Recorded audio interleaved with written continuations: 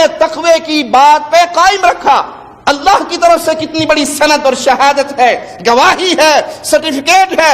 وَكَانُوا أَحَقَّ بِهَا، صحابہ کی یہ جماعت اس تقوی کے کلمات کی حقدار تھی۔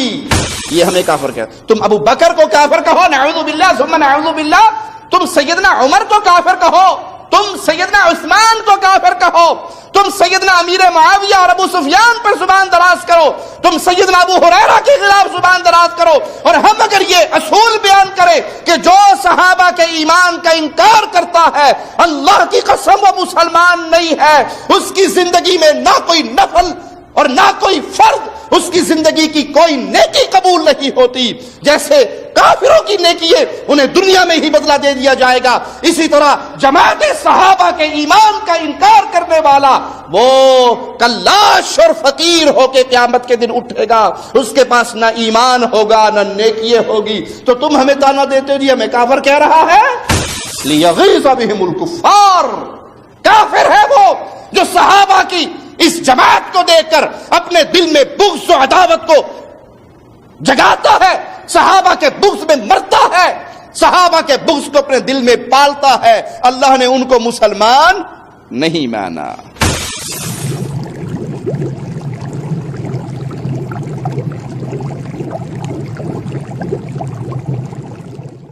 السلام علیکم ورحمۃ اللہ وبرکاتہ۔ ان الحمد للہ نحمده ونستعینه ونستغفره ونعوذ باللہ من شرور انفسنا ومن سیئات اعمالنا، من يهده الله فلا مضل له ومن يضلل فلا هادي له، اشهد ان لا اله الا الله وحده لا شريك له واشهد ان محمدا عبده ورسوله۔ اعوذ باللہ من الشیطان الرجیم، بسم اللہ الرحمن الرحیم، قل هو اللہ احد اللہ الصمد لم یلد ولم یولد ولم یکن له کفوا احد۔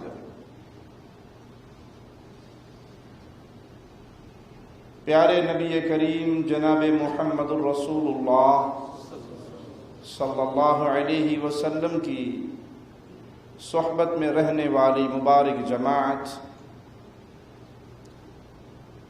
جو اللہ کے اولیاء میں انبیاء کے بعد سب سے اعلیٰ مقام رکھتی ہے، جنہوں نے اپنی جان، اپنا مال اور اپنی ہر چیز اللہ کی محبت اور پھر رسول اللہ صلی اللہ علیہ وسلم کی محبت میں قربان کی۔ وہ طاقت میں ہوں یا کمزور، ہمیشہ غلبہ ان کے دلوں پر خالق کی محبت کا رہا۔ پیارے حبیب جناب محمد الرسول اللہ صلی اللہ علیہ وسلم عمرے کے لیے نکلتے ہیں، 1400 یا 1500 کے قریب صحابہ کی جماعت ساتھ ہے۔ کفار مکہ کو پتہ لگتا ہے کہ اتنی بڑی جماعت وہ عمرہ کرنے کے لیے آ رہی ہے، تو زبردستی روکنے کی تیاری کر لیتے ہیں۔ حدیبیہ کے مقام پہ پیارے حبیب جناب محمد الرسول اللہ صلی اللہ علیہ وسلم اپنے صحابہ کے ساتھ پڑاؤ ڈالتے ہیں۔ کفار اپنے لیے اس کو عار اور ذلت سمجھتے تھے کہ اتنی بڑی جماعت، اتنی بڑی تعداد مکہ میں داخل ہو اہل ایمان کی، تو انہوں نے رکاوٹیں ڈالی، جنگ کی تیاری کی۔ پیارے حبیب علیہ الصلاۃ والسلام نے سیدنا عثمان کو روانہ کیا کہ جاؤ اور اہل مکہ سے گفتگو کرو کہ ہم لڑنے کے لیے نہیں آئے، ہم صرف عمرہ کرنے کے لیے آئے ہیں، نہ ہمارے پاس جنگ کی تیاری ہے، ہم تو عمرے کی نیت سے آئے ہیں، عمرہ کریں گے واپس چلے جائیں گے۔ سیدنا عثمان اہل مکہ کے پاس پہنچتے ہیں، ان سے گفت و شنید ہوتی ہے، وہ سیدنا عثمان کو اجازت دیتے ہیں کہ تم چاہو تو عمرہ کر لو، تم چاہو تو بیت اللہ کا طواف کر لو۔ جناب عثمان رضی اللہ عنہ وارضاہ کی محبت پیارے حبیب سے کتنی عظیم، کہا میرے آقا کو تم نے روک دیا اور مجھے اجازت دیتے ہو، میں اپنے پیارے حبیب کے بغیر عمرہ نہیں کروں گا۔ ادھر یہ خبر مشہور ہو جاتی ہے کہ عثمان شہید کر دیے گئے،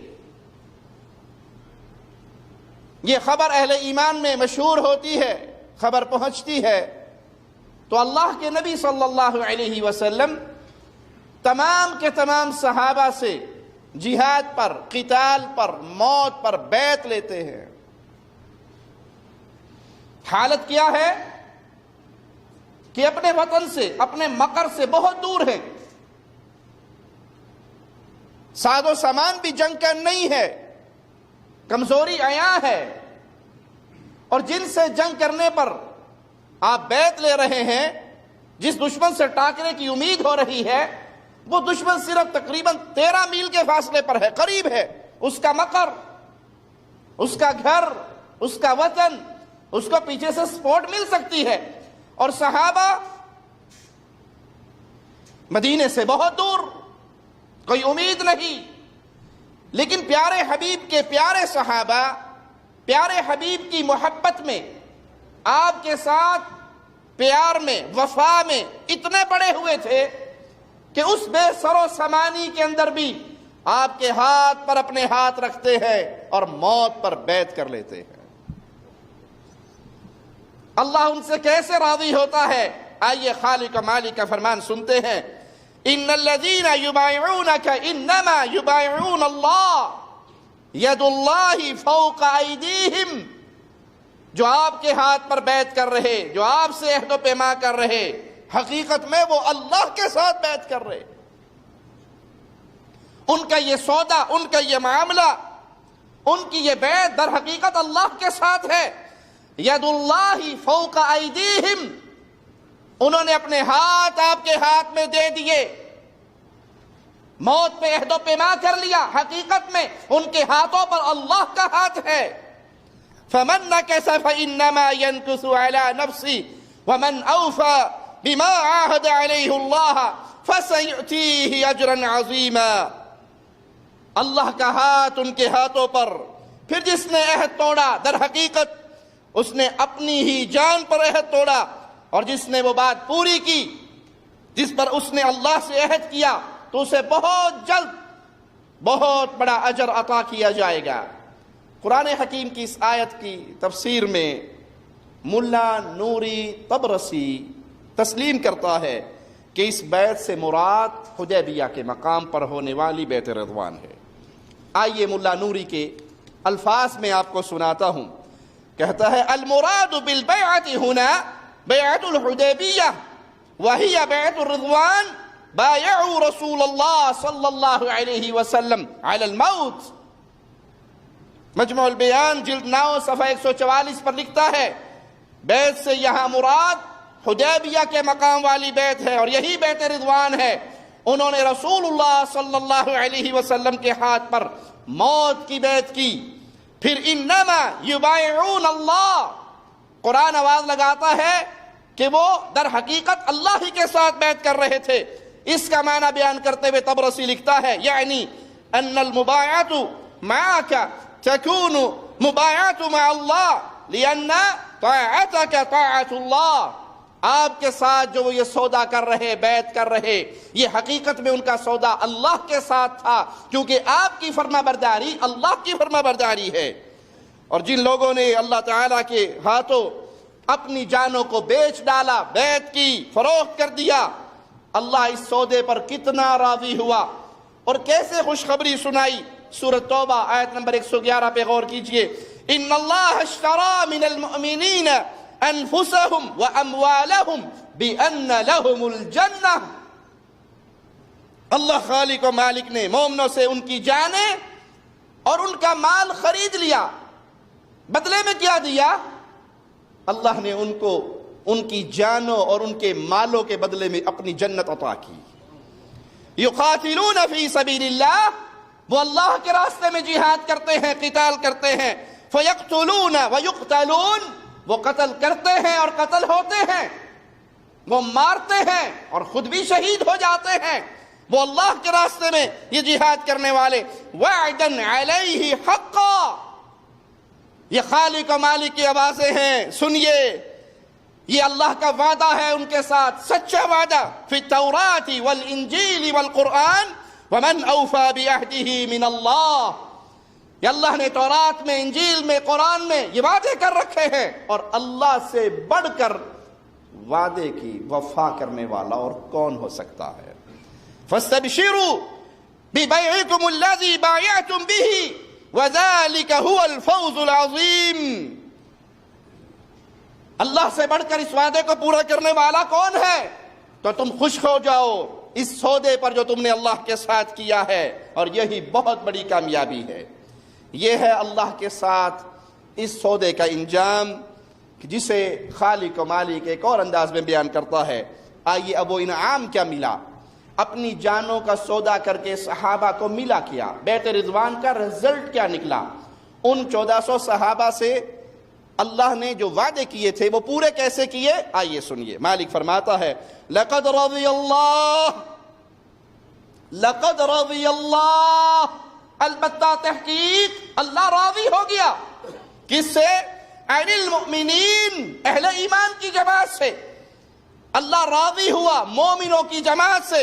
اذ یبایعونک تحت الشجرہ، جب یہ درخت کے نیچے بیٹھے آپ کے ہاتھ پر بیعت کر رہے تھے. وہ جماعت ہے صحابہ کا وہ مبارک گروہ جو حدیبیہ کے مقام پہ بیعت رضوان میں شامل ہے.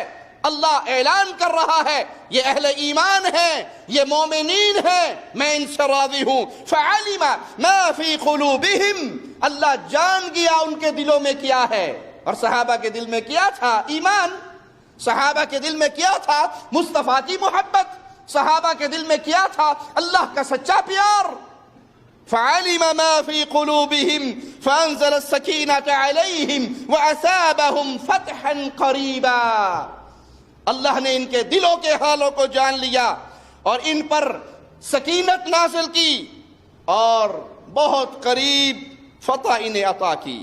یہ وہی بیعت رضوان ہے جس کا ذکر مالک اس انداز میں کر رہا ہے کہ جنہوں نے اپنی جانیں پیارے حبیب کے ہاتھ پر بلکہ اللہ کے ہاتھ پر بیچ دی، سودا کر لیا. اللہ نے ان کے دلوں کی کیفیت کو جان لیا، ان کے ایمان کی پختگی کو پرکھ لیا، اور پھر ان سے راضی ہوا اور انہیں ایک بہت عظیم فتح کا پیغام بھی اللہ مالک نے سنا دیا. اب اس پورے واقعے کو سامنے رکھیے. صحابہ کی بے سر و سامانی، حضرت عثمان کی شہادت کی خبر، اور پھر صحابہ کا موت کے لیے تیار ہو جانا. کسی مجبوری کی وجہ سے، کوئی ڈر تھا ان کے اوپر، کوئی خوف تھا، کوئی مجبوری تھی یا ایمان تھا. اور اگر کوئی خوف ہوتا، کوئی ڈر ہوتا، کوئی مجبوری ہوتی تو واپس نہ بھاگ جاتے کہ ایک عثمان کے پیچھے 1500 1400 اتنی بڑی تعداد ایک بندے کے پیچھے. اگر دل میں کوئی اور ماجرا ہوتا، کوئی نفاق کی صورت ہوتی یا ایمان پختہ نہ ہوتا تو صحابہ کی یہ جماعت پیارے حبیب کے ہاتھ میں ہاتھ دے کر موت پہ عہد و پیمان نہ کرتی، اور اللہ بھی ان سے راضی ہونے کا یہ اعلان نہ فرماتا. ایک طرف خالق کا اعلان لقد رضی اللہ، البتہ تحقیق اللہ راضی ہو گیا عن المؤمنین، ان مومنوں کے گروہ سے. اور دوسری طرف صحابہ کے بغض میں دراز زبانیں جو اپنی من کی سیاہی کو اپنے منہ پہ مل رہے ہیں، اور ان کا یہ دعویٰ کہ نعوذ باللہ 3 بچے تھے یا 4 بچے تھے یا ایک روایت میں 7 بچے تھے، باقی سارے کے سارے مرتد ہو گئے تھے، ان میں سے کوئی مسلمان باقی نہیں بچا تھا. ایک طرف خالق کا اعلان ہے کہ فعلم ما فی قلوبہم، میں جان چکا ہوں ان کے دلوں میں کیا ہے. اس ایمان کی حلاوت کو، اس کی پختگی کو اللہ پہچان چکا، جان چکا اور ان سے راضی ہوا. اور ایک طرف طنز ہے ان ظالموں کا جو پیارے حبیب کے ایمان کا انکار کرتے ہیں۔ ان الفاظ کو دبے لفظوں میں ان لوگوں کے بزرگوں نے بھی تسلیم کیا جن کی زبان صبح شام پیارے نبی کے صحابہ کے ایمان کا انکار کرتی ہے۔ ملا طبرسی نے اپنی تفسیر مجموع البیان جلد 9 صفحہ 148 پر اسی کی تفسیر میں لکھا ہے، سنیے، وَتُسَمَّى بَيْعَةُ الرِّضْوَانِ لِهَذِهِ الْآيَةِ، اس آیت کی وجہ سے اس بیعت کو بیعت رضوان کہا گیا۔ کیوں؟ رضی اللہ عن المؤمنین، اللہ راضی ہوا مومنوں کے ساتھ، تو یہ بیعت رضوان پڑھی، اس کے لیے سبب یہ آیت بنی۔ وَرِضَى اللَّهِ سُبْحَانَهُ وَتَعَالَى عَنْهُمْ هُوَ إِرَادَتُهُ تَعْظِيمِهِمْ وَإِثَابَتِهِمْ، اور اللہ نے جو رضامندی کی سند ان کو عطا کر دی وہ ہے کیا؟ وہ خالق کا ارادہ ہے کہ اللہ ان کی تعظیم کرے گا اور ان کو بہت کچھ نعمتوں سے نوازے گا۔ وَهَذَا إِخْبَارٌ مِّنْهُ سُبْحَانَهُ أَنَّهُ رَضِيَ عَنِ الْمُؤْمِنِينَ إِذْ بَايَعُوا النَّبِيَّ فِي الْحُدَيْبِيَّةِ تَحْتَ الشَّجَرَةِ، اور یہ خبر ہمیں اللہ نے دی۔ نوری طبرسی تسلیم کر رہا ہے، یہ خبر اللہ کی طرف سے ہے کہ اللہ سبحانہ و تعالی راضی ہوا اہل ایمان سے جب وہ درخت کے نیچے حدیبیہ کے مقام پر رسول اللہ صلی اللہ علیہ وسلم کے ساتھ بیعت کر رہے تھے۔ پھر اسی جگہ ملا طبرسی مزید لکھتا ہے فَعَلِمَ مَا فِي قُلُوبِهِمْ، یہ گواہی جو میں آپ کو سنا رہا ہوں ہر اس عقل مند کے لیے ہے جس کے دل میں عقل کے چند ذرات باقی ہیں، کہ یہ آپ کے گھر کی گواہی ہے، کسی اہل سنت کی وکالت نہیں ہے۔ یہ جملے کوئی اہل سنت عالم صحابہ کی شان میں نہیں کہہ رہا، یہ آپ کے ملا نوری طبرسی کے گھر کی گواہی ہے۔ فَعَلِمَ مَا فِي قُلُوبِهِمْ، اس کی تفسیر میں لکھتا ہے ملا، مِن صِدْقِ النِّيَّةِ فِي الْقِتَالِ وَالْكَرَاهَةِ لَهُ لِأَنَّهُ بَايَعْهُمْ عَلَى الْقِتَالِ عَنْ مُقَاتِلٍ، یعنی ان کے دلوں میں قتال کے وقت نیت صادقہ تھی یا نہیں، اسے اللہ نے پہچان لیا کیونکہ صحابہ نے قتال کے لیے، موت کے لیے، جنگ کے لیے پیارے نبی صلی اللہ علیہ وسلم کے ہاتھ پر بیعت کی۔ اب یہاں اس نے ڈنڈی مارنے کی کوشش کی لیکن اس کی ڈنڈی بیکار ہے کہ اس نے کہا کہ نیت صادقہ تھی یا اس میں کراہت تھی، یہ اللہ نے پہچان لیا۔ حالانکہ اللہ دلوں کے راز جاننے والا علیم بذات الصدور ہے، اور اس نے بلا تخصیص تمام مؤمنین سے راضی ہونے کا اعلان کیا۔ لقد رضی اللہ عن المؤمنین، وہاں کسی کی تخصیص نہیں ہوئی کہ میں ان چند سے راضی ہوا ہوں اور باقیوں سے راضی نہیں ہوا۔ وہاں تحت الشجرہ کا الفاظ کہ جتنے لوگوں نے آپ کے ہاتھ میں ہاتھ دیا بیعت کی، اللہ سب سے راضی ہوا۔ آئیے ابو جعفر طوسی کی عجیب منطق اور اس کی حقیقت بھی واضح کرتے ہیں۔ طوسی اپنی تفسیر التبیان میں لکھتا ہے، اخبار من اللہ تعالی انہ رضی عن الذین بایعوا تحت شجرۃ النبی صلی اللہ علیہ وسلم وکانوا مؤمنین فی الوقت الذی بایعوہ، یہاں وہ ڈنڈی مارتا ہے، یہ ہے وہ اس کے ظالم کے جملے، انہ رضی عن الذین بایعوا تحت شجرۃ النبی صلی اللہ علیہ وسلم وکانوا مؤمنین فی الوقت الذی بایعوہ۔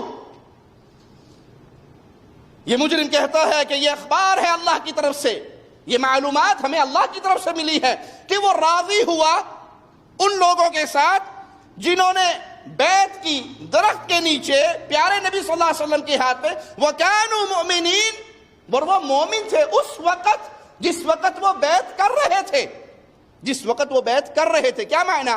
اس وقت تو مومن تھے، نعوذ باللہ بعد میں مرتد ہو گئے تھے۔ اس وقت وَكَانُوا مُؤْمِنِينَ فِي الْوَقْتِ الَّذِي، وہ وقت جس وقت انہوں نے بیعت کی تھی اس وقت وہ مومن تھے۔ فَعَلِمَ مَا فِي قُلُوبِهِمْ مِنْ إِيمَانٍ وَنِفَاقٍ فَرَضِيَ عَنِ الْمُؤْمِنِينَ وَسَخَطَ عَلَى الْمُنَافِقِينَ، تو اللہ نے ان کے دل کے ایمان اور نفاق کو پرکھ لیا اور پھر مومنوں سے راضی ہوا اور منافقوں سے راضی نہیں ہوا۔ اور وہاں اللہ خالق و مالک بغیر تخصیص کے تمام جماعت صحابہ سے جنہوں نے بیعت کی راضی ہونے کا اعلان کر رہا ہے۔ فَعَلِمَ مَا فِي قُلُوبِهِمْ کی پوری صورت بیان کر رہا ہے کہ میں نے ان کے دلوں کو پہچان لیا۔ تو یہاں اس نے ڈنڈی مارنے کی کوشش کی لیکن اس کی ڈنڈی کامیاب نہیں، کیونکہ اہل ایمان کے پاس ایک بہترین جواب ہے کہ خالق و مالک دلوں کے رازوں کو جانتا ہے۔ تمہیں پتہ لگ گیا کہ یہ اس وقت مومن تھے اور نعوذ باللہ ارتد الناس بعد النبی، پیارے حبیب کی وفات کے ساتھ ہی مرتد ہو گئے، تمہیں خبر ہو گئی، اللہ کو خبر نہ ہو سکی۔ انا للہ و انا الیہ راجعون، تمہاری عقلیں کہاں فوت ہو گئی، تم بغض صحابہ میں کتنے اندھے ہو گئے. تم وہ دعویٰ کر رہے ہو نعوذ باللہ ثم نعوذ باللہ کہ اس وقت حالی میں یہ مسلمان ضرور تھے, یہ مومن ضرور تھے, اللہ ان سے راضی ہوا تھا, لیکن بعد کے اندر یہ مسلمان نہیں رہے. تو عقل مندو, اگر عقل سلامت ہے تو ایک سمجھانے کے لیے جملہ کہوں, تمہارا یہ اعتراض پیارے نبی کے صحابہ پر نہیں ہے, خود اللہ پر ہے. تمہارا یہ تیر, تمہارے یہ سخت جملے, تمہارے یہ الفاظ اللہ کے خلاف تمہاری زبانوں سے ادا ہو رہے ہیں, کیونکہ اللہ ان سے راضی ہونے کا اعلان کر رہا ہے, اور تم کہہ رہے اس وقت تو مومن تھے, بعد میں ان کے دلوں سے ایمان ختم ہو گیا. اگر ان کے دلوں سے بعد میں ایمان ختم ہوتا تو اللہ ان کو رضامندی کا سرٹیفکیٹ نہ دیتا. یہاں تو اللہ خالق و مالک نے ان کی تعریف میں مزید کیا فرمایا سنیے, وَكَفَّ أَيْدِيَ النَّاسِ عَنْكُمْ وَلِتَكُونَ آيَةً لِّلْمُؤْمِنِينَ وَيَهْدِيَكُمْ صِرَاطًا مُسْتَقِيمًا. لوگوں کے ہاتھ تم سے روک دیے تاکہ یہ ایمان والوں کے لیے نشانی بنے اور تاکہ وہ تمہیں سیدھے راستے پر چلائے. اللہ فرماتا ہے تمہارے لیے نشانی بنے اور اللہ تمہیں سیدھے راستے پر چلائے. اللہ صحابہ کو سیدھا راستے پر رکھنے کی بات کر رہا ہے, اور تم کہہ رہے ہو کہ اس وقت تو ایمان تھا اور نعوذ باللہ بعد کے اندر وہ ایمان ختم ہو گیا. سوائے 3 کے یا 4 کے یا 7 کے کوئی مسلمان باقی نہیں بچا. تو تم نے صحابہ کے بغض میں, صحابہ کی عداوت میں قرآن کا بھی انکار کیا اور خالق اور مالک کے علم غیب کا بھی انکار کیا. آئیے مالک کا فرمان سنتے ہیں. اذ جعل الذین کفروا فی قلوبہم الحمیۃ حمیۃ الجاہلیہ فانزل اللہ سکینتہ علی رسولہ وعلی المؤمنین وألزمهم كلمة التقوى وكانوا أحق بها وأهلها وكان الله بكل شيء عليما. یہ آیت اہل ایمان کے دلوں کو ٹھنڈا کر دینے والی, صحابہ کے حوالے سے, اور صحابہ کا بغض جن سینوں میں ہے ان کو جلا کے راکھ کر دینے والی. مالک فرماتا ہے جن لوگوں نے کفر کیا, جب انہوں نے اپنے دلوں میں ضد رکھ لی جو جاہلیت کی ضد تھی, تو اللہ نے اپنی سکینت اپنے رسول پر وعلی المؤمنین اور مومنوں کی جماعت پر نازل کی. وَأَلْزَمَهُمْ كَلِمَةَ التَّقْوَى, اللہ نے اہل ایمان پر, مومنین کی جماعت پہ سکینت نازل کی اور انہیں تقوی کی بات پہ قائم رکھا. اللہ کی طرف سے کتنی بڑی سند اور شہادت ہے, گواہی ہے, سرٹیفکیٹ ہے. وَكَانُوا أَحَقَّ بِهَا, صحابہ کی یہ جماعت اس تقوی کے کلمات کی حقدار تھی. اللہ نے ان کو قائم رکھا صراط مستقیم پہ, تقوی پہ, ایمان پہ, اور وہ حقدار تھے اس بات کے کہ اللہ انہیں سے قائم رکھے. وَكَانَ اللَّهُ بِكُلِّ شَيْءٍ عَلِيمًا, اور اللہ ہر چیز کو خوب جاننے والا ہے. حمیت جاہلی سے مراد ان کی یہ ناحق ضد ہے کہ وہ کفار مکہ کا یہاں ذکر ہو رہا ہے کہ اتنی بڑی تعداد کو بیت اللہ میں داخل ہونے سے وہ کراہت محسوس کرتے تھے. اس کو خالق نے ان کی جہالت کی ضد قرار دیا. لیکن اللہ کے پیارے حبیب کے پیارے صحابہ, اللہ ان سے راضی ہوا. صرف راضی نہیں ہوا, سکون نازل کیا, انہیں حق کے ساتھ قائم رکھا, تقوی کے کلمات کے ساتھ قائم رکھا. آئیے اس سے مراد کیا ہے؟ وَأَلْزَمَهُمْ كَلِمَةَ التَّقْوَى, یہ کیا ہے؟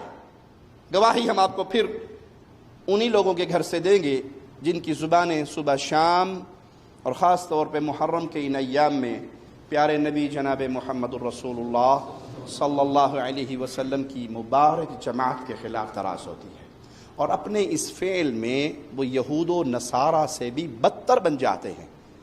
جملہ کڑوا ہے لیکن حقیقت پر مبنی ہے. کیسے؟ یہودیوں سے پوچھو سب سے اعلیٰ لوگ تمہارے مذہب میں کون ہیں, تو کیا کہیں گے؟ جو موسیٰ کے ساتھی علیہ الصلوۃ والسلام. نصارہ سے پوچھو سب سے اچھے لوگ تمہاری جماعت میں کون ہیں, کیا کہیں گے؟ عیسیٰ کے ساتھی. اور ان سے پوچھو دنیا میں سب سے برے لوگ, تو کیا کہیں گے؟ نعوذ باللہ ثم نعوذ باللہ, محمد کے ساتھی صلی اللہ علیہ وسلم. اس معاملے کے اندر تمہاری عقلوں نے اتنا بھی کام نہیں کیا جتنا یہودیوں اور عیسائیوں کی عقلوں نے کام کر لیا. اس کلمۃ التقوی سے مراد کیا ہے؟ امیر الاسلام طبرسی، تمہارے گھر کا تمہارا شیخ، اپنی تفسیر میں لکھتا ہے وَهِيَ قَوْلُهُ لَا إِلَهَ إِلَّا اللَّهُ عن ابن عباس وقتادہ ومجاہد۔ ابن عباس، قتادہ اور مجاہد کی تفسیر کے مطابق تمہارا شیخ تسلیم کر رہا ہے جس چیز سے اللہ نے صحابہ کو ثابت قدم رکھا وہ لا الہ الا اللہ تھا۔ لا الہ الا اللہ پر صحابہ قائم رہے۔ لا الہ الا اللہ کا معنی ایمان پہ قائم رہے، کفر تو قریب نہیں آیا، نفاق قریب نہیں آیا، ارتداد قریب نہیں آیا۔ صحابہ کی یہ جماعت لا الہ الا اللہ کے ساتھ قائم اور دائم رہی، اللہ نے قائم رکھا۔ گواہی اہل سنت کے گھر سے نہیں، تمہارے اپنے گھر سے ہے۔ اسی طرح ان کے ایک اور شیخ الطائفہ طوسی لکھتے ہیں الزم، اس کا معنی عربی زبان میں اذا الزم شیئا لا یفارقہ، جب کوئی چیز کسی کے ساتھ لازم کر دی جائے تو وہ اس کو جدا نہیں اس سے ہوتی۔ جب کسی چیز کو کسی کے ساتھ لازم کر دیا جائے تو وہ اس سے جدا نہیں ہوتی۔ اور یہاں خالق و مالک نے یہ لفظ استعمال کیا تو کلمۃ التقوی کو لازم قرار دیا اللہ نے کہ ہم نے اس کے ساتھ ان کو قوت دی، عزت دی، طاقت دی، ثبات دیا، استقامت دی۔ تو جب اللہ یہ اعلان فرما رہا ہے کہ میں نے لا الہ الا اللہ کے ساتھ ان کو ایمان کی قوت، طاقت سے نوازا، تو وہ لا الہ الا اللہ پھر صحابہ سے جدا نہیں ہو سکتا۔ تو تمہارا بنایا ہوا وہ قانون کہ پیارے نبی کی وفات کے ساتھ ہی 4 یا 3 یا 7 کے علاوہ سب دوبارہ نعوذ باللہ ثم نعوذ باللہ نقل کفر نباشد کفار ہو گئے تھے، مرتد ہو گئے تھے، اسلام سے پھر گئے تھے۔ تمہارے اپنے شیخ کی بیان کردہ تفسیر کے مطابق تمہارا قانون باطل۔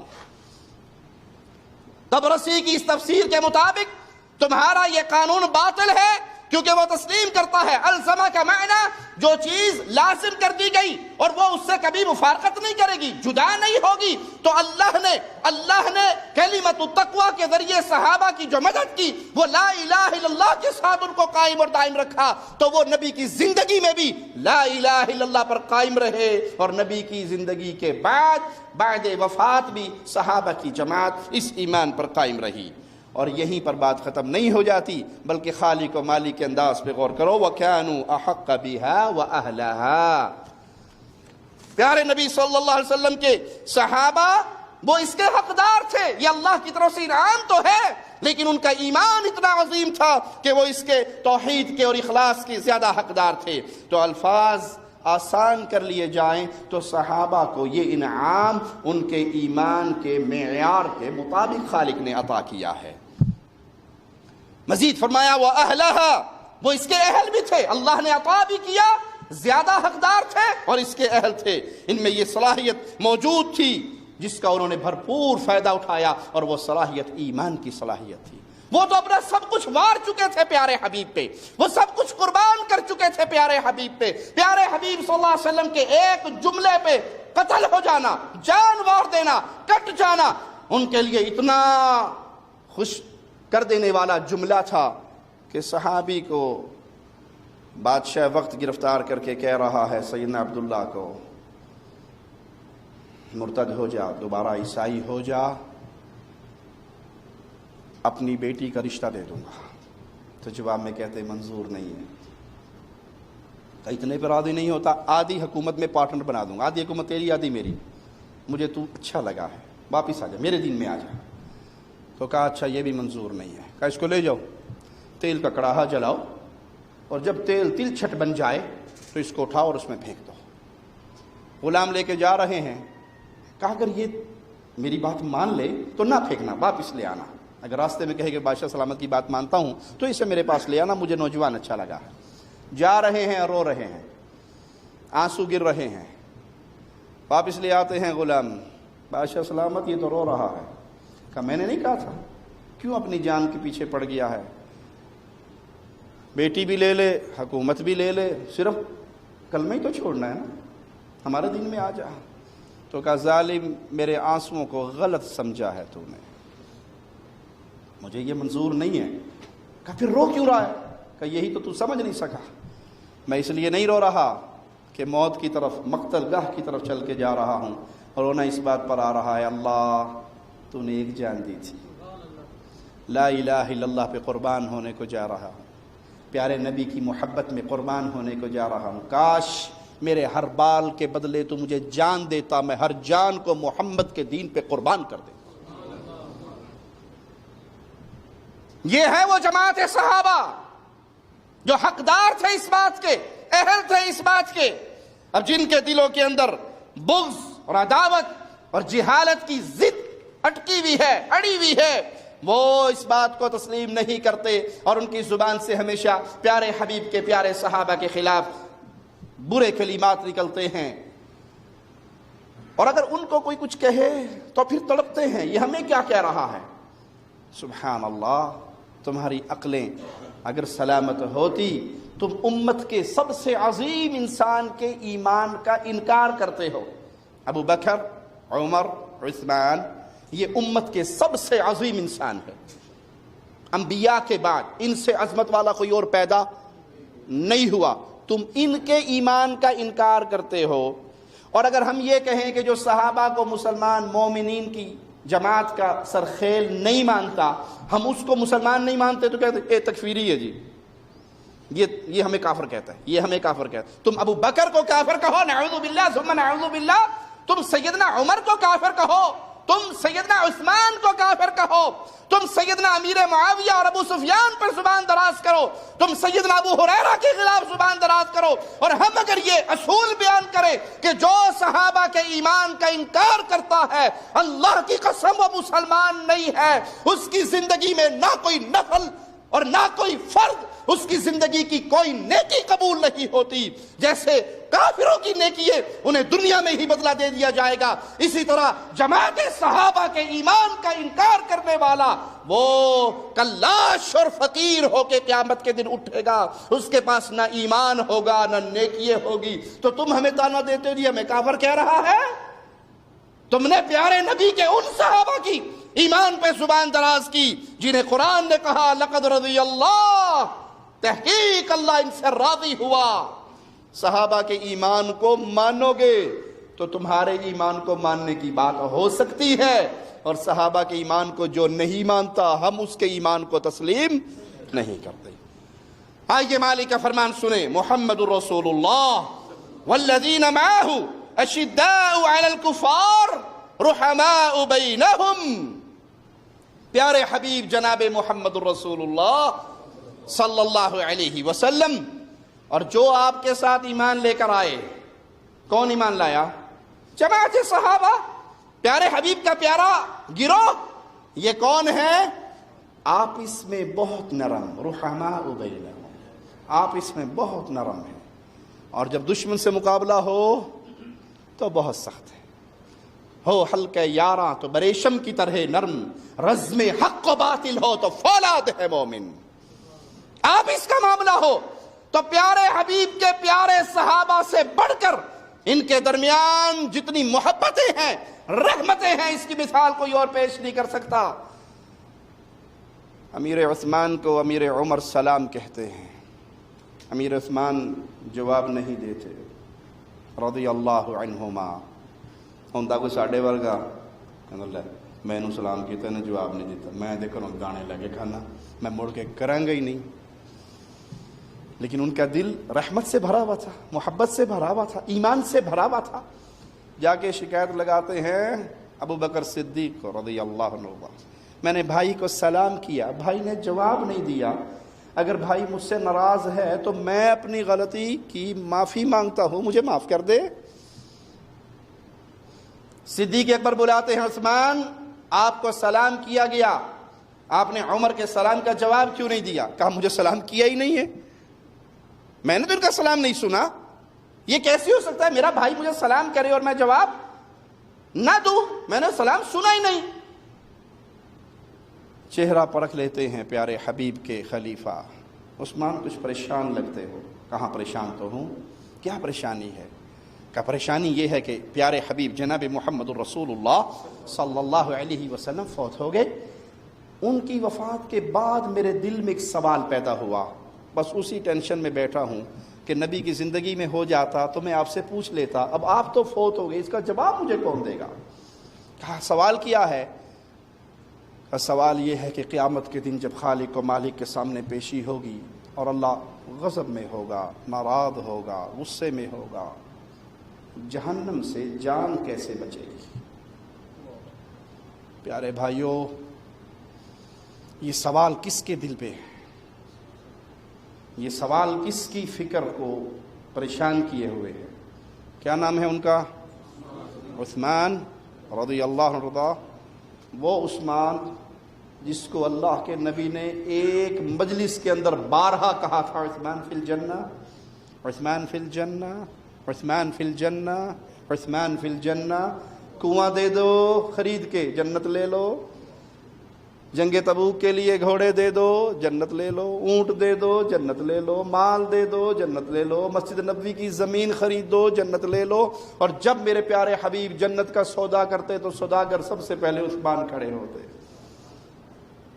وہ عثمان آج اتنے پریشان ہیں کہ جنت میں کیسے جائیں گے۔ یہ سوچ کبھی میری اور آپ کی بھی بنی؟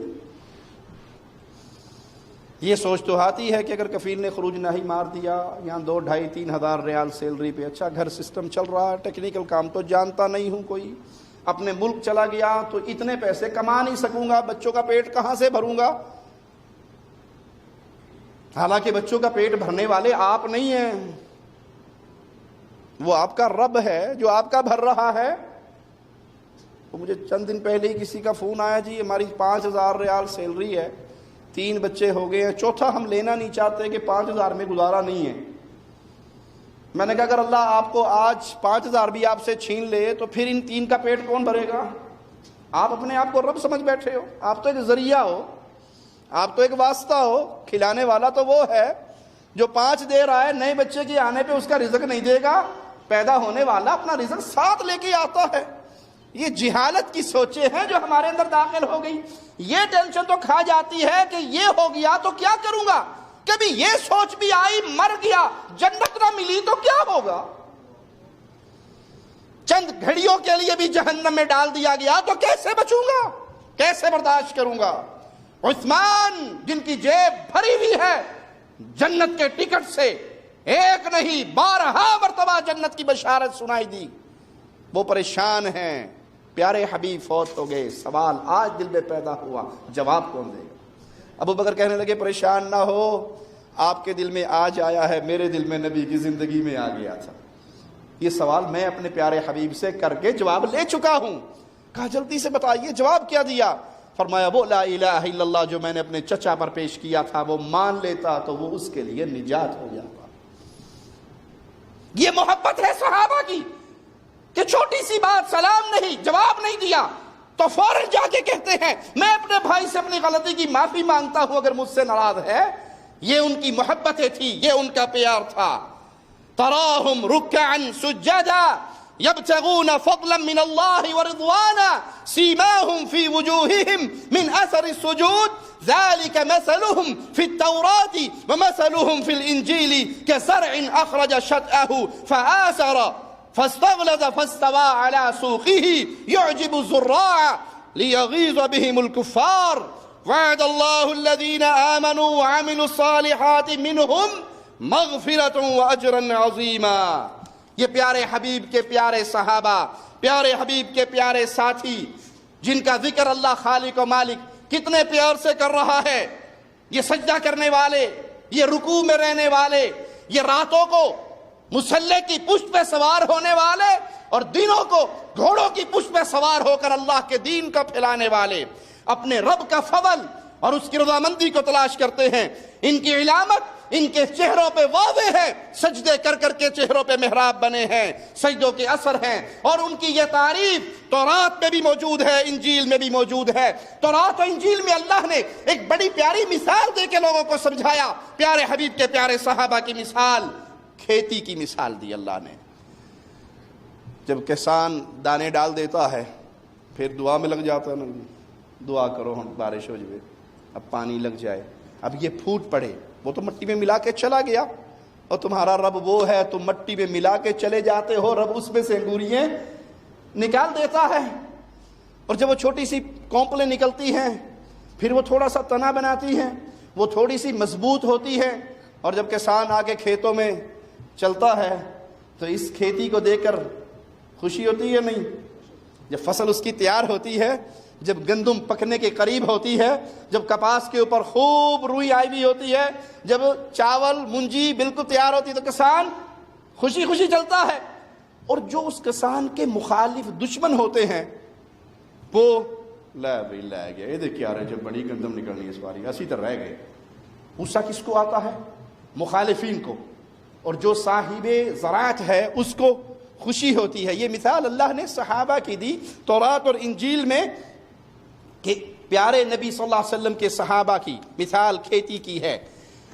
ایک تھے، دو ہوئے، تین ہوئے، خدیجہ، بلال، ابو بکر، ایسا ایسا بڑھنے شروع ہوئے، اور پھر مدینہ پہنچے، اور پھر بیت رضوان ہوئی 1400، پھر مکے میں لشکر داخل ہوا. اب تعداد بڑھ رہی ہے اور اللہ کے نبی صلی اللہ علیہ وسلم خوش ہو رہے ہیں. اور جو غصے میں آ رہا ہے، جو غضبناک ہو رہا ہے، اللہ ان کے لیے کیا کہتا ہے؟ لیغیظ بہم الکفار. کافر صحابہ کی اس کھیتی کو دیکھ کر جل کے راکھ ہو جاتا ہے، غیظ و غضب کی آگ میں جل جاتا ہے. صحابہ کی اس جماعت کو دیکھ کر اللہ نے صحابہ کی جماعت سے بغض کے اندر جلنے والوں کو کفار کہا. لیغیظ بہم الکفار. کافر ہے وہ جو صحابہ کی اس جماعت کو دیکھ کر اپنے دل میں بغض و عداوت کو جگاتا ہے، صحابہ کے بغض میں مرتا ہے، صحابہ کے بغض کو اپنے دل میں پالتا ہے. اللہ نے ان کو مسلمان نہیں مانا. پیارے نبی صلی اللہ علیہ وسلم کے یہ صحابہ جو آپس میں محبتیں کرنے والے، جو راتوں کو جاگنے والے، جو مسلح پہ سوار ہونے والے، ان کی محبتوں کی مثال پیارے حبیب نے دی صلی اللہ علیہ وسلم. ترى المؤمنین فی تراحمهم وتوادهم وتعاطفهم كمثل الجسد. ان کی مثال محبت کی، پیار کی، باہمی شفقت کی ایسے ہے جیسے ایک جسم کی مثال ہوتی ہے. اذا اشتکا عضوا. جب ایک حصے کو جسم کے تکلیف ہو، آپ کے سر میں درد ہو، آنکھیں بند ہو جائیں گی. ناخن پاؤں کا کٹ گیا، سر کہے گا بھی ناخن کٹیا میرا کی ہے، کہاں ناخن کہاں میں تو سو جاؤں. آنکھیں بند ہوں گی. جسم کے کسی ایک حصے میں تکلیف ہو تو پورا جسم بخار کے اندر تپے گا یا نہیں؟ یہ مثال ہے اہل ایمان کی. کسی ایک مسلمان کو پریشانی میں دیکھیں تو باقی مسلمان سکون کی زندگی نہیں گزارے. اے اللہ تجھے تیری رحمتوں کا واسطہ ہے، مسلمان جہاں جہاں پریشان ہیں اللہ اپنی رحمت سے ان کی پریشانیاں دور فرما دے. اللہ اپنی رحمت سے ان کے غموں کو خوشیوں میں بدل دے. اللہ ان کے بھوکوں کو کھلا دے، ان کے فقیروں کو غنی کر دے. اے اللہ بے لباسوں کو لباس عطا فرما دے. اللہ جو ظالموں کے ظلم کے نیچے کٹ کے تیرے پاس آ چکے ہیں ان کی موت کو شہادت کی موت بنا دے. اللہ یمن کے مسلمانوں پہ رحم فرما دے. اللہ سوریہ کے مسلمانوں پہ رحم فرما دے. اللہ ہر آسمان کے نیچے ہر زمین کے اوپر اہل سنت کی مدد فرما. اللہ اہل سنت کی مدد فرما. اور جو اہل سنت پر ظلم ڈھا رہا ہے اللہ حوثیوں کی شکل میں، رافضیوں کی شکل میں، نصیریوں کی شکل میں، اللہ ان کا شر انہی پہ واپس لوٹا دے. اللہ ان کے شر کو انہی پہ واپس لوٹا دے. اللہ کے پیارے حبیب نے یہ مثالیں دے کے سمجھایا. مومن کی مثال ایسے ہے جیسے ایک جسم ہوتا ہے، جسم کے کسی حصے کو تکلیف ہو تو پھر پورا جسم پریشان ہوتا ہے. یہ حال مومن کا ہے کہ وہ کسی مسلمان کی تکلیف پہ خوش. آپ بھی کبھی کسی مسلمان کو پریشان حال دیکھیں، مدد نہ کر سکے تو کم از کم کوئی چند دعائیہ کلمات تو کہہ کے پاس سے گزرے. یہ نہیں ہے کہ نابینے کو دیکھے تو ٹھٹھا مذاق کرتے ہوئے اس کی ٹانگ میں لاٹھی اڑا کے اس غریب کو گرا دے. جس رب نے اس کو آنکھوں کے نور سے محروم کیا ہے وہ آپ کو بھی کر سکتا ہے. کسی بیمار کو دیکھے، کسی پریشان حال کو دیکھے، کسی مصیبت زدہ کو دیکھیں، اس پہ ٹھٹھا مذاق نہ کریں، اس پہ ہنسے نہ. اچھا یہ کا رہ ہو گیا، یہ بڑھی لڑکے ٹور گئی، اس کی چلی گئی، اللہ تیری کو بھی بھیج سکتا ہے. اس کے اگر معذور بچے پیدا ہو گئے، تیرے صحیح سلامت کو اللہ معذور کر سکتا ہے تو فوراً کہ الحمدللہ الذی عافانی من مبتلاک بہ وفضلنی علی کثیر ممن خلق تفضیلا. یہ دعا پڑھے، اللہ تیرا شکر ہے تو نے اس کو جس آزمائش میں ڈالا ہے مجھے اس سے بچایا ہے اور اپنی بہت ساری مخلوقات میں تو نے مجھے فضیلت دی ہے. تو یہ پیارے حبیب کے پیارے صحابہ جو سجدوں میں رہنے والے، جو رکوع میں رہنے والے، جو اپنے اللہ کو راضی کرنے والے، جو اللہ کی عبادت کرنے والے، اور ان صحابہ کا وصف اللہ نے کھیتی کے ذریعے بیان کیا کہ جیسے کسان اپنی کھیتی کو دیکھ کر خوش ہوتا ہے، محمد کریم صلی اللہ علیہ وسلم اپنے صحابہ کی جماعت کو دیکھ کر خوش ہوتا ہے، اور جس طرح کسان کے مخالفین اس کھیتی کو دیکھ کے غضبناک ہوتے ہیں، تو قرآن حکیم نے جو لفظ یہاں استعمال کیے وہ بڑے عظیم ہے، لیغیظ بہم الکفار، کافروں کے ذریعے ان کھیتی کو دیکھ کر، ان صحابہ کی جماعت کو دیکھ کر، ان کی بڑھتی ہوئی تعداد کو دیکھ کر کفار غیظ و غضب کے اندر بھڑک اٹھتے ہیں۔ تو اپنا فیصلہ آپ کر لیجئے، یہ قرآن حکیم کی آیت ہم نے سنا دی۔ صحابہ کا نام سنیں، آپ کے دل سے رضی اللہ عنہم ورضوا عنہ یہ الفاظ نکلتے ہیں، اے اللہ ہمیں قیامت کے دن پیارے حبیب کے صحابہ کا پڑوس عطا فرمانا، یہ الفاظ نکلتے ہیں تو آپ انشاءاللہ مومن ہیں، ایمان آپ کے پلے میں موجود ہیں۔ اور اگر امیر معاویہ کا نام سنتے ہی اندر سے چھپی ہوئی یہودیت بھونکنا شروع کر دیتی ہے، ابو سفیان کا نام سنتے ہی اندر سے آپ کے، وہ پنجابی میں کہتے ہیں وٹ پین لگ جاندے نے، پیارے نبی کے صحابہ کے نام سن کے اگر آپ کے پیٹ میں بل پڑتے ہیں، آگ لگتی ہے، سینہ کو بھی کرنے کو دل چاہتا ہے، تو پھر سمجھ لو کہ آپ کا نام اس گروہ کے اندر موجود نہیں ہے جو اہل ایمان کا ہے، کیونکہ صحابہ کا بغض کفر کی دلیل ہے، ایمان کی دلیل نہیں ہے۔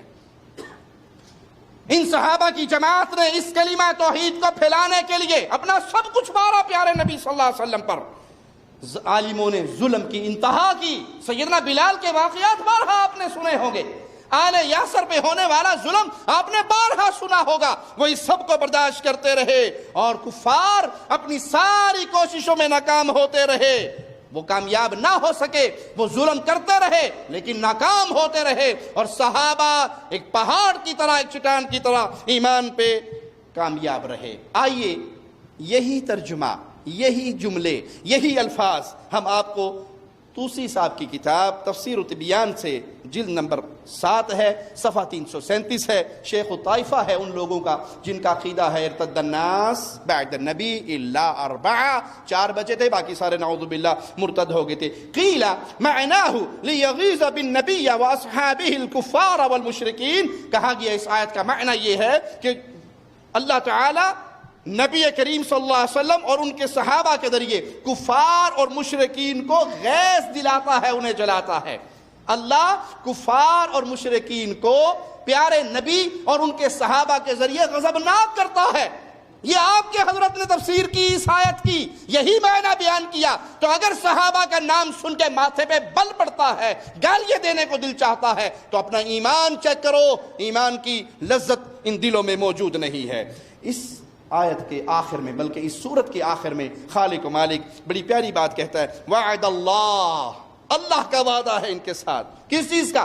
مغفرت کا، اجر عظیم کا۔ ارے جن کے ایمان کا تم انکار کرنے لگے ہو، ان کی معافی کے وعدے تو اللہ کر چکا ہے، ان سے کوئی کمی کوتاہی اگر ہوئی بھی تو اللہ ان کو معافی کے سرٹیفکیٹ دے چکا ہے، اجر عظیم کی بشارتیں سنا چکا ہے۔ لیکن جن کے دل جل رہے ہیں پیارے نبی صلی اللہ علیہ وسلم کے صحابہ کے بغض اور عداوت میں اتنے گہرے ہو چکے ہیں، وہ اس کا انکار کرنے کی کوشش کرتے ہیں، لیکن ان کے انکار کرنے کی یہ کوشش کبھی کامیاب نہیں ہو سکتی، کیونکہ پیارے حبیب جناب محمد الرسول اللہ صلی اللہ علیہ وسلم کے صحابہ سے یہاں اللہ تعالیٰ نے بارہا اسی صورت کے اندر اعلان کیا ہے، میں ان سے راضی ہوں۔ جب یہ بیعت کر رہے تھے، آپ کے ہاتھوں پہ ہاتھ رکھ رہے تھے، میں ان سے راضی ہو چکا تھا، بارہا ان کو جنت کی خوشخبری دی ہے اور بارہا ان کے لیے انعامات کا اعلان کیا ہے۔ تو تسلیم کرنا پڑے گا کہ پیارے نبی صلی اللہ علیہ وسلم کے صحابہ اہل ایمان ہیں، اہل ایمان کے سرخیل ہیں، اہل ایمان کے سرتاج ہیں۔ جو ان کو مومن مانتا ہے اس کے دل میں ایمان موجود ہے، اور جو ان کے ایمان کا انکار کرتا ہے تو پھر ان کے پلے ایمان۔ سمجھانے کے لیے ایک سوال کر دوں، نعوذ باللہ ثم نعوذ باللہ، ایک لمحے کے لیے اگر تمہاری بات مان لی جائے کہ صحابہ کی جماعت نعوذ باللہ دوبارہ مرتد ہو گئی تھی، دوبارہ کافر ہو گئی تھی، اپنے دین پر، آباء و اجداد کے دین پہ لوٹ گئی تھی، مان لیا ایک لمحے کے لیے، اسلام لانے سے پہلے اہل مکہ کس کو پوجتے تھے؟ بتوں کو، کوئی شک نہیں اس میں، اہل مکہ جزیرہ عرب کے لوگ بتوں کے پجاری تھے۔ ہم نے آپ کے شیخ کی بات مان لی کہ صحابہ میں سے 4 بچے، باقی سارے مرتد ہو گئے۔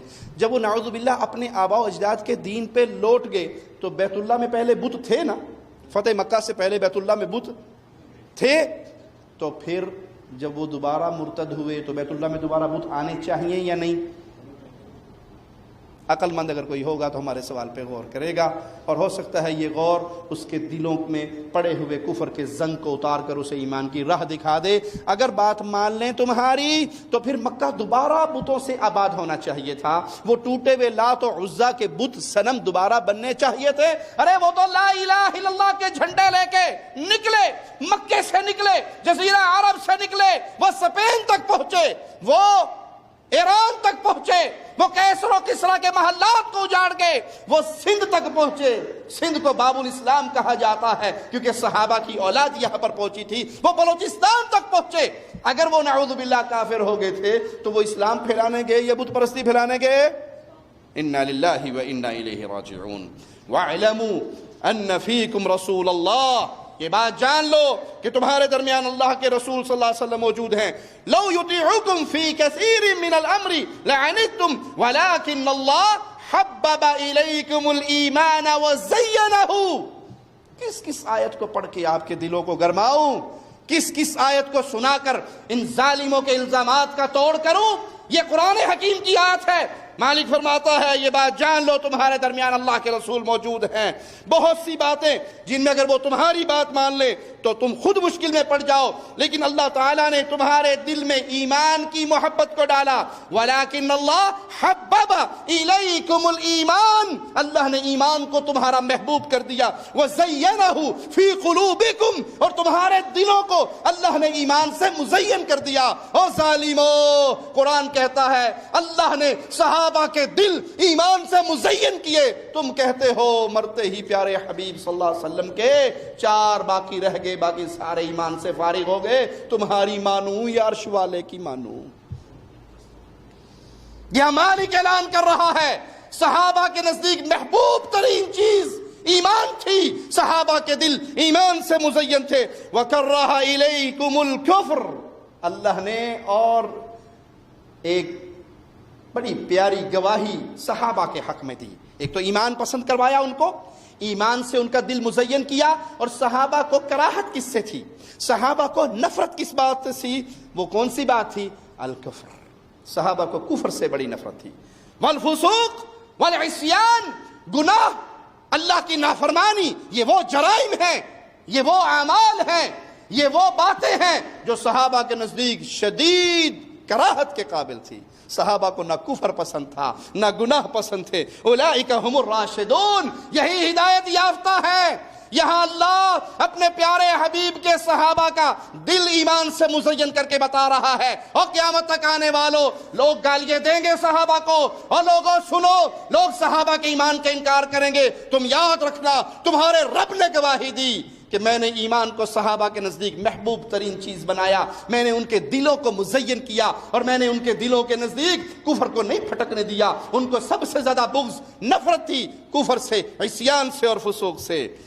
یہ آیت بھی پیارے نبی صلی اللہ علیہ وسلم کے صحابہ کے حق میں ایک بہت بڑی گواہی ہے۔ اگر ابھی بھی کوئی شخص اپنی ضد پہ قائم رہے کہ نعوذ باللہ ثم نعوذ باللہ، نقل کفر نباشد، صحابہ کے دل ایمان سے پھر گئے تھے، تو اس سے سوال کرو غیب کا علم تیرے پاس ہے یا اللہ کے پاس ہے؟ اللہ مالک کہتا ہے علیم بذات الصدور، دلوں میں جو راز ہوتے ہیں ان کو میں جانتا ہوں، سینے کی چھپی ہوئی باتوں کو جانتا ہوں۔ اللہ سینوں کی چھپی ہوئی باتوں کو جانتا ہوا گواہی دے رہا ہے کہ صحابہ کا دل ایمان سے مزین تھا۔ آج جو ان کے اوپر طعن کرتے ہیں، تشنیع کرتے ہیں، زبان درازی کرتے ہیں، تو وہ اللہ کی قسم اپنی جہنم خرید رہے ہیں۔ بڑی سادہ الفاظ میں یہ لفظ کہوں گا خلاصہ بیان کرتے ہوئے، صحابہ کے ایمان کا انکار کرنے والے، صحابہ پر اپنی گندی زبانوں کو دراز کرنے والے اپنی آخرت برباد کر رہے ہیں۔ کیوں؟ صحابہ سے دشمنی کن کو تھی؟ ابو جہل کو، ابو لہب کو، کفار مکہ کو صحابہ سے دشمنی تھی، اور صحابہ سے پیار کن کو تھا؟ محمد الرسول اللہ کو صلی اللہ علیہ وسلم۔ اے اللہ تجھ سے دعا کرتے ہیں جو صحابہ سے دشمنی رکھے تو ان کو قیامت کے دن ابو جہل ابو لہب کے ساتھ اٹھانا، اور جو صحابہ سے محبت رکھے تو قیامت کے دن اسے محمد الرسول اللہ کے ساتھ اٹھانا۔ سودا منظور ہے؟ آپ کو اگر صحابہ سے نفرت ہے تو ٹھکانہ پکا کر لو، اس امت کے فرعون، اس امت کے فرعون ابو جہل کو نفرت تھی صحابہ سے، اور صحابہ سے پیار تھا محمد الرسول اللہ کو۔ اے اللہ تجھے تیرے پیارے ناموں کا واسطہ ہے، ہمیں زندہ رکھنا ایمان پہ رکھنا، اے اللہ ہمیں زندہ رکھنا توحید پہ رکھنا، اے اللہ ہمیں زندہ رکھنا ہمارا دل تیری محبت سے سرشار ہو، پھر تیرے پیارے حبیب کی محبت سے سرشار ہو، پھر تیرے پیارے حبیب کے پیارے اہل بیت کی محبت سے بھرا ہوا ہو، پھر تیرے پیارے حبیب کے پیارے صحابہ کی محبت سے بھرا ہوا ہو، زندہ رہیں، انہی محبتوں کو سینے سے لگائے رہیں، اور موت آئے تو اس حال میں آئے مولا تو ہم سے راضی ہو، ہم تجھ سے راضی ہوں، ادھر روح نکل رہی ہو، ادھر ہمارے لیے جنت کے دروازے کھل رہے ہوں، آسمان پہ استقبال ہو رہا ہو، فرشتے کان میں آواز لگا رہے ہوں، مبارک روح باہر نکل، ان ربک علیک راض، تیرا اللہ تجھ سے بہت راضی ہو چکا ہے۔ اقول قولی ھذا واستغفر اللہ لی ولکم ولسائر المسلمین فاستغفروہ انہ ھو الغفور الرحیم۔ ایک بھائی نے سوال کیا ہے، ایسا شخص اس کے بارے میں آپ کیا کہیں گے جو اس امید پہ گناہ کرتا ہے کہ میں نماز پڑھتا ہوں تو بخشا جاؤں گا؟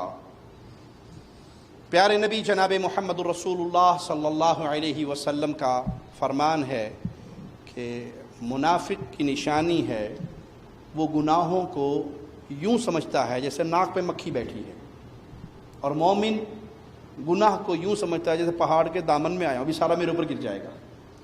تو یہ شیطانی بہکاوا ہے کہ میں گناہ کرتا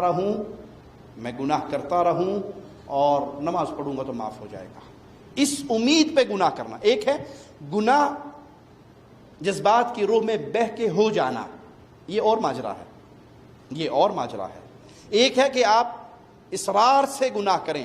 اگر کوئی صغیرہ گناہ بھی پر اصرار کرتا رہے اور مستقل کرتا رہے تو یاد رکھو وہ صغیرہ پھر صغیرہ نہیں رہتا۔ اسی طرح کوئی کبیرہ گناہ کر چکا، بہت بڑا گناہ، بڑا ظلم کیا اپنی جان پہ، اللہ سے معافی مانگ لے تو کبیرہ وہ اس کو پکار رہا ہے جو زمین و آسمان کے خلا کے برابر بھی گناہ ہوں تو معاف فرما دیتا ہے۔ مومن کبھی ایسا نہیں کرتا۔ ایک عورت آئی پیارے نبی صلی اللہ علیہ وسلم کے ایک صحابی کے پاس دکان میں کوئی سودا لینے، شیطانی وسوسہ دل میں آیا، شیطان نے بہکایا کہ اندر آ کے لے لے، بہت کچھ ہے، سامان اندر بھی پڑا ہے۔ اندر آئے تو اس کا پوری نیت سے ہاتھ پکڑا تو اس نے کہا اتق اللہ، اللہ سے ڈر جا۔ اللہ کا ڈر ایسا غالب ہوا، کھلی دکان چھوڑی، اس عورت کو چھوڑا، دوڑتے ہوئے رسول اللہ صلی اللہ علیہ وسلم کے پاس پہنچے۔ ابھی کیا کچھ نہیں، ابھی زنا ہوا نہیں، بدکاری ہوئی نہیں، ارادہ کیا، اس ارادے سے پکڑا اس کو، اور اس نے زبان سے جملہ کہا اتق اللہ، اللہ سے ڈر۔ اللہ کے نبی صلی اللہ علیہ وسلم غلطی ہوگی معاف کر دیجیے۔ نماز پڑھی پیارے حبیب کے پیچھے، کہا تو نے ہمارے پیچھے نماز پڑھی ہے؟ کہا جی نماز تو آپ کے ساتھ پڑھی ہے، اللہ نے تیرے گناہ کو معاف کر دیا، او کما قال علیہ الصلوۃ والسلام۔ یہ ہے وہ، لیکن گناہ ہونے پر پھر کیا خیال ہے، وہ بھاگے یا نہیں بھاگے؟ اللہ کی طرف لوٹے نا، رجوع آیا نا دل میں، خوف آیا نا اللہ کا، تو کتنا بڑا ہی گناہ ہو جائے انسان سے اور وہ فوراً رجوع کر لے، نیکی کر لے، اللہ کی طرف لوٹ جائے، استغفر اللہ العظیم الذی لا الہ الا هو الحی القیوم واتوب الیہ، یہ پڑھ لے، اللہ اس کے گناہ کو۔ لیکن مومن کبھی بھی توبہ کی امید پہ گناہ نہیں کرتا، یعنی یہ نہیں ہوتا کہ پہلے سے پلاننگ کرے بھی آج فلم دیکھیں گے تو سون تو پہلے 100 واری استغفار دی تسبیح کر لیں گے، یہ نہیں ہو سکتا۔ گناہ کر لیا، بہہ گیا، اس وقت نہیں ذہن میں آیا توبہ کا فکر کو، اس وقت شیطان پورا سوار تھا صاحب کر، اب اس گناہ سے فارغ ہو، اوہو یہ میں کیا کر بیٹھا، فوراً وضو کی، 2 رکعت نماز پڑھی، آنسو بہائے، اللہ سے معافی مانگی۔ یہ مومن کا حال ہے، اور بڑی لمبی زندگی پڑی ہے، کر لیں گے توبہ، کیا پتا اللہ آپ کے اور آپ کے دل کے درمیان اللہ کا امر حائل ہو جائے اور آپ کو توبہ کی توفیق ہی نہ ملے، توبہ کا موقع ہی نہ ملے، تو یہ سوچ اہل ایمان کی نہیں ہے۔ ایک شخص کہتا ہے کہ امام حسین رضی اللہ عنہ کو شہید کرنے والے صحابہ کی اولاد تھے، کذاب ہے یہ کہنے والا، جھوٹ بولتا ہے، ان کی ایک کتاب نہیں درجنوں کتابوں کے اندر یہ بات موجود ہے کہ جس لشکر نے آ کر گھیرا تھا سیدنا حسین کے ساتھ جنگ کی تھی، اس میں مکہ مدینہ کا کوئی بندہ نہیں تھا، امیر معاویہ کے علاقے کا کوئی بندہ نہیں تھا، کوفی تھے، سارے کوفی تھے اور کوئی نہیں تھے۔ بلانے والے بھی یہ، تفصیل کے لیے ہماری وہ تقریر سن لیں، شہادت حسین شیعہ کتابوں کی روشنی میں ہم نے اس میں اہل سنت کا کوئی حوالہ نہیں دیا، اور ہم اپنا عقیدہ بارہا بیان کر چکے، پھر بیان کرتے ہیں اس سوال کے اوپر۔ اللہ کی لعنت ہو ہر اس آدمی پر جو قتل حسین میں شریک ہوا، جو قتل حسین پہ راضی ہوا، جس کے حکم سے حسین کو شہید کیا گیا، جس کے حکم سے یہ شہادت کا ماجرا ہوا وہ بھی، جو اس قتل میں شریک ہوا وہ بھی، جو اس قتل پہ راضی ہوا وہ بھی، ان سب پر اللہ کی، ملائکہ کی، فرشتوں کی، پوری انسانیت کی لعنت ہو۔ لیکن جاؤ اپنے گھر کو ٹٹول لو، تمہارے درجنوں، ایک نہیں درجنوں مجتہدین نے یہ اپنی کتابوں میں لکھا ہے کہ یزید اس پر راضی نہیں تھا، یزید نے اس کا حکم نہیں دیا تھا، یہ کوفیوں کی کارستانی ہے۔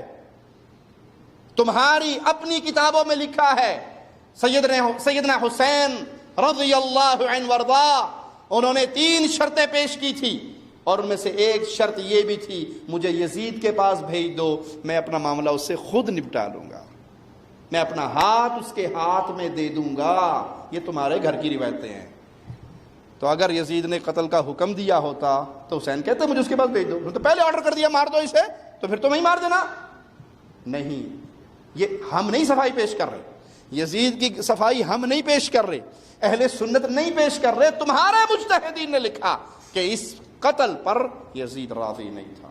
ہم یہ کہتے ہیں کروڑ یزید ہوں، میرے حسین کے پاؤں کی خاک کے ایک ذرے کے برابر نہیں ہو سکتے، نہ یزید حسین کے برابر، نہ یزید کے بابا حسین کے بابا کے برابر، نہ یزید کی ماما حسین کی ماں کے برابر، نہ یزید کی نانی حسین کی نانی کے برابر۔ وہ حسین ہے، وہ جنت کے نوجوانوں کے سردار ہیں، وہ مصطفیٰ کی آنگن کی خوشبو ہے، وہ پیارے حبیب کی گود کا پھول ہے، وہ پیارے حبیب کے جگر گوشہ ہیں، وہ جن کے رونے سے مصطفیٰ پریشان ہو جاتے تھے، وہ جس کو اپنے کندھے پہ مصطفیٰ سوار کرواتے تھے، وہ جس کا لعاب دہن مصطفیٰ کے کندھے پہ گرتا تھا۔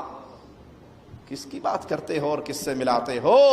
لیکن یاد رکھو، یاد رکھو، یاد رکھو، یہ شان حسین ہے اور ہم حسین والے ہیں، ہم اہل بیت والے ہیں، ہم اہل بیت کے دشمنوں کے ساتھ نہیں ہیں، نہ ہمارا ان سے کوئی رشتہ ہے، ہمارا رشتہ حسن سے ہے، حسین سے۔